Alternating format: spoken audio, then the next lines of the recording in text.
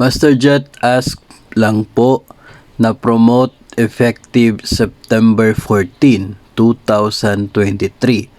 Ang year-end bonus ba na matatanggap ko po ay pang Teacher 2 or pang Teacher 3 na.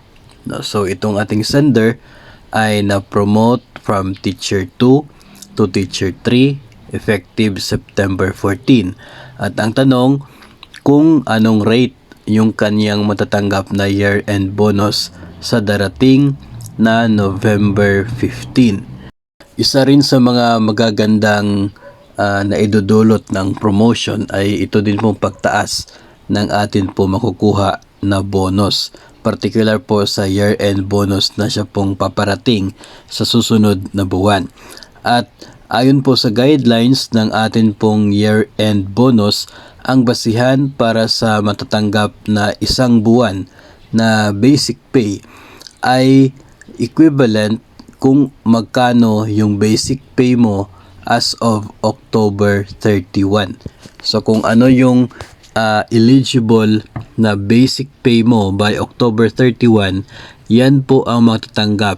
Yan po yung eligible amount mo na makukuha for your year-end bonus. Kung ikaw ay na-promote effective September, so ibig sabihin by October 31, yung basic salary mo ay dapat doon na sa bagong posisyon. So yung makukuha mong bonus ay dapat equivalent sa sahod ng bagong posisyon mo. No, so pag Teacher 2 naging Teacher 3, so basic pay ng Teacher 3, yun po ang equivalent o inyo pong eligible amount for your year-end bonus. Ngayon may mga cases kung saan ang isa pong personnel ay hindi agad naging effective o na-implement yung kanyang bagong sahod. Particular po ito sa mga walang sariling PSU. Karamihan sa atin ay nandoon pa sa region, no, yung gumagawa ng sahod, kaya paminsan-minsan ay hindi po agad na nagre-reflect yung dapat sanang sahod after promotion. So may tendency na by October na sahod ay hindi pa available o hindi pa na-implement yung Teacher 3 na basic pay.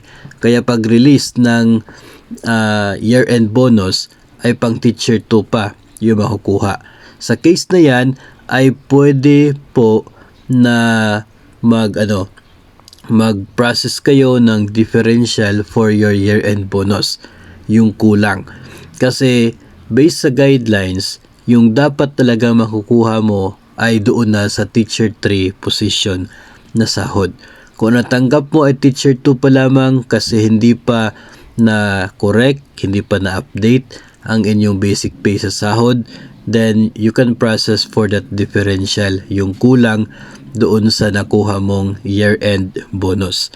So pwede pong ganun para yung total talaga na year-end bonus mo ay equivalent doon sa kung ano na yung sahod mo na eligible mong sahod as of October 31.